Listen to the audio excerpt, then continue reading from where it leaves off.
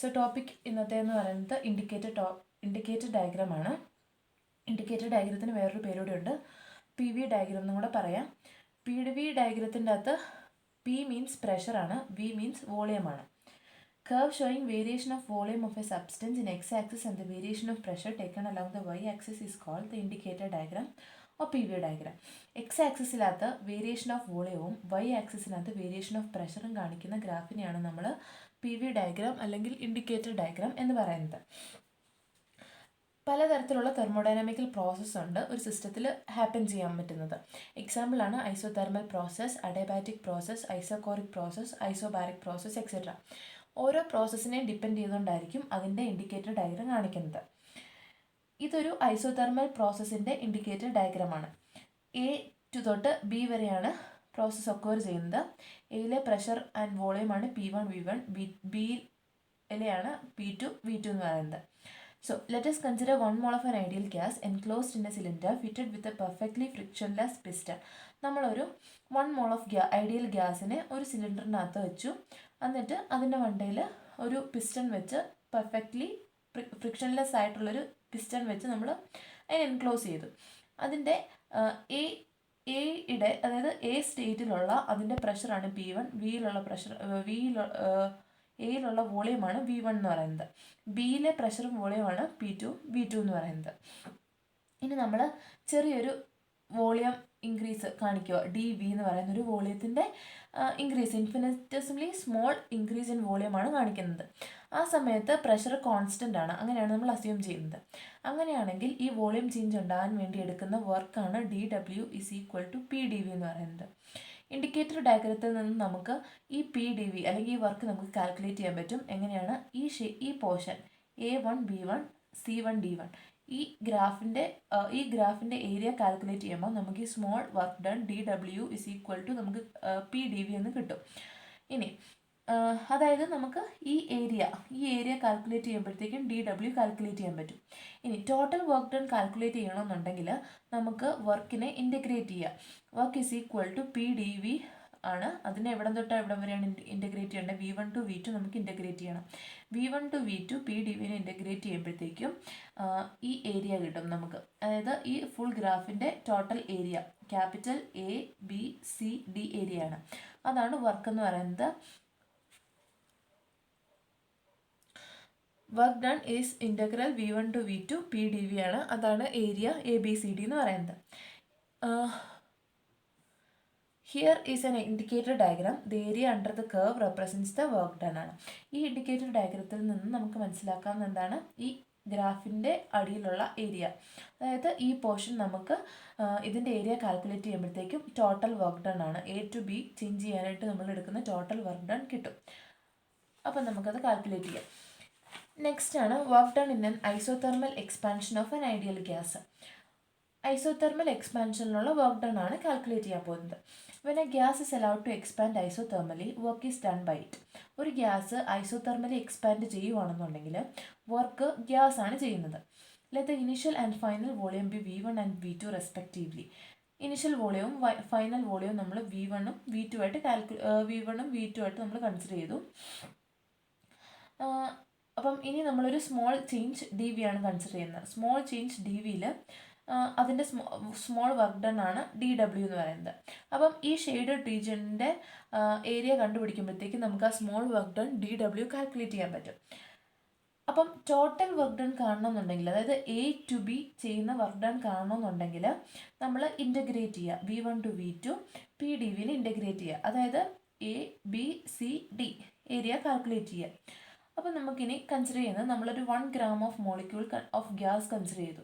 അപ്പോൾ നമുക്ക് gas equation അറിയാം, PV = RT ആണ്. ഇവിടുന്ന് നമ്മൾ Pയുടെ വാല്യൂ എടുത്തു. P = RT/V ആണ്. ഇനി ഈ P = RT/V എന്നുള്ള ഈ ഇക്വേഷൻ ഈ വർക്കിൻ്റെ ഇക്വേഷനകത്തോട്ട് നമ്മൾ സബ്സ്റ്റിറ്റ്യൂട്ട് ചെയ്യുക ഈ Pക്ക് വരെ. So work done W = V1 to V2 RT/V × dV. R constant ആണ്, ടെമ്പറേച്ചറും കോൺസ്റ്റൻ്റ് ആണ്, രണ്ടിനെയും പുറത്തെടുത്തു. ഇനി നെക്സ്റ്റ് ആണ് integral V1 to V2 dV/V ആണ്. അതെന്ന് പറയുന്നത് എന്താ? RT × log to the base E V from V1 to V2 ആണ്. ഇനി ഈ ലിമിറ്റ്സും കൂടെ കൊടുക്കുമ്പോഴത്തേക്കും നമുക്ക് കിട്ടുന്നത് R T into log to the base e v2 minus log to the base e v1. So log A minus log B എന്ന് പറഞ്ഞാൽ log A by B ആണ്. So R T log to the base e v2 by v1. ഇനി ഈ log to the base e മാറ്റി log to the base 10 ആക്കാനായിട്ട് 2.303 കൊണ്ട് multiply ചെയ്യണം. അപ്പം R T into 2.303 into log to the base 10 v2 by v1 ആണ്. ഇനി p1 v1 is equal to p2 v2 ആണ്. So p1 by v1 is equal to v2 by v1 ആണ്. So R T into log R T into 2.303 log to the base 10 v2 by v1 എന്ന് പറയുന്നത് നമുക്ക് ഞാൻ എഴുതാം p1 by p2 എന്ന് എഴുതിയാലും കറക്റ്റാണ്. അതാണ് ഐസോതെർമൽ എക്സ്പാൻഷനിലുള്ള വർക്ക് ഡൺ എന്ന് പറയുന്നത്. Work done W is equal to R T into 2.303 log to the base 10 p2 by p1. So next ആണ് work done in an adiabatic expansion of ideal gas. Adiabatic പ്രോസസ്സിനകത്ത് system is thermally insulated from the surroundings. അങ്ങനെയാണല്ലോ അഡയബാറ്റിക് പ്രോസസ്സിൻ്റെ condition എന്ന് പറയുന്നത്.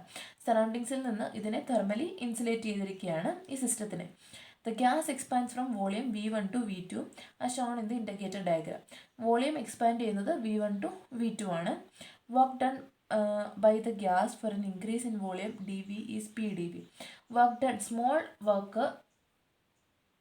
work done ആണ് എന്ത് dV change വരുമ്പോഴത്തേക്കും ഉണ്ടാകുന്ന വർക്കാണ് സ്മോൾ W ഡെൽറ്റ W എന്ന് പറയുന്നത്. അതിനെ കാൽക്കുലേറ്റ് ചെയ്യാനാണ് delta W is equal to PdV ആണ്. Work done when the gas expands from V1 to V2 is given by work calculate ചെയ്യുന്നത് എങ്ങനെയാണ്? Work done W is equal to integral from V1 to V2 PdV and that is equal to area A B C D. ഇനി adiabatic പ്രോസസ്സിൻ്റെ equation നമുക്കറിയാം. PV raised to gamma is equal to a constant and that is K. So P is equal to K by V raised to gamma or that is K into V raised to minus gamma. So we are substituting the value of P in equation for work. W is equal to integral from V1 to V2 K into V raised to minus gamma into dV and integrating we get K into V raised to 1 minus gamma divided by 1 minus gamma from limits V1 to V2. So after giving the limits we get the equation as work done W is equal to K divided by 1 minus gamma into V2 raised to 1 minus gamma minus V1 raised to 1 minus gamma. So next we have P2 V2 raised to gamma is equal to P1 V1 raised to gamma is equal to K. So for K we are substituting these values P2 V2 raised to gamma and P1 V1 raised to gamma. So K we are distributing to the inside of the bracket and we get P2 V2 raised to gamma V2 raised to 1 minus gamma minus P1 V1 raised to gamma into V1 raised to 1 minus gamma. So cancelling V2 raised to gamma and V2 raised to 1 minus gamma, we get the equation for work as 1 by 1 minus gamma is equal to P2 V2 minus P1 V1. So taking temperature T1 and T2 at points AB and considering 1 gram of molecule we have the gas equation as P1 V1 is equal to RT1 and P2 it is equal to RT2. So for P2 V2 and P1 V1 we are substituting the values for R1 T1 and R2 T2 respectively. So work done W is equal to 1 by 1 minus gamma into RT2 minus RT1. Here R is a constant and we are taking it out. So work done W is equal to R divided by 1 minus gamma into T2 minus T1. So work done in an adiabatic process is equal to R by 1 minus gamma into T2 minus T1 or work done W is equal to 1 by 1 minus gamma into P2 V2 minus P1 V1. So next is the work done in an isobaric process. Work done W is equal to integral from V1 to V2 P dV. So that is P is a constant here. Isobaric process means P is a constant in the isobaric process. Pressure is a constant. So we take the pressure outside and integral from V1 to V2 dV. So P into V from limit V1 to V2. So P into V2 minus V1 and that is the work done in the isobaric process.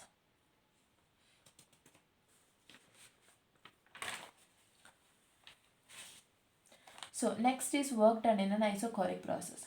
In an isochoric process, the volume remains a constant. So dV means it is 0. V is a constant, so dV is equal to 0. So the work done in an isochoric process is 0. So we can for work done in isochoric process we said it is 0, and for isobaric process it is P into V2 minus V1. Next we are considering adiabatic equation for a perfect gas. For a perfect gas.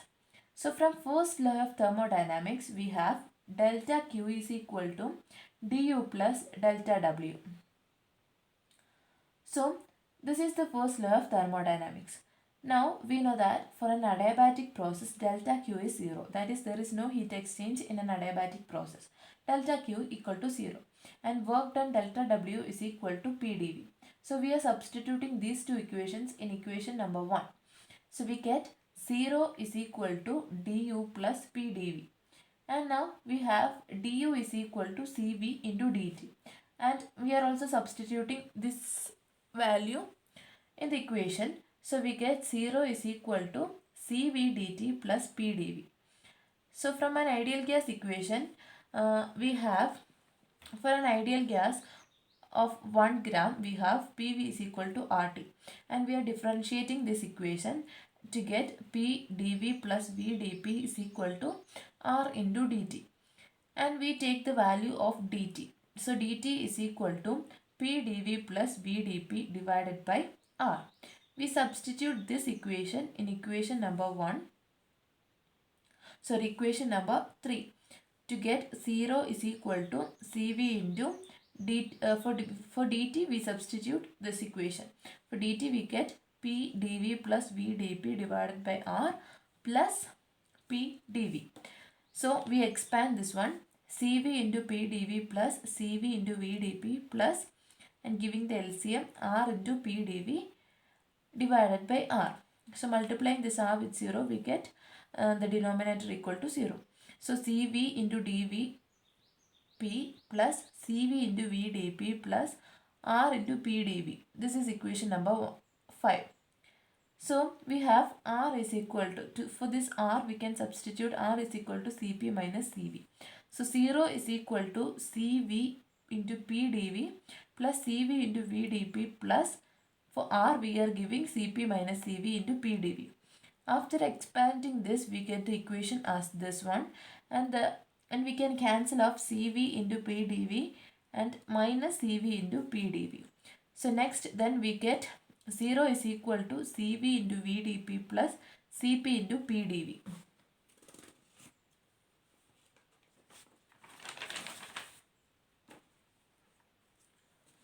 So Cv into V dP plus Cp into P dV. And dividing this whole term with Cv into Pv, we get 0 is equal to Cv into P dP by Cv Pv plus Cp into P dV divided by Cv and Pv. Here Cv and Cv cancels out, and P and P cancels out. Then we get dP by P. And here Cp by Cv and dV by V, P and P cancels out. So Cp by Cv into dV by V. And but we know Cp by Cv is equal to gamma. So dP by P plus gamma into dV by V is equal to 0. And after integrating, we get log P plus gamma log V is equal to a constant. Log P plus log V raised to gamma equal to a constant, as x log A is equal to log A raised to x. And now log A plus log B is equal to log A into B. So here it becomes log PV raised to gamma equal to a constant.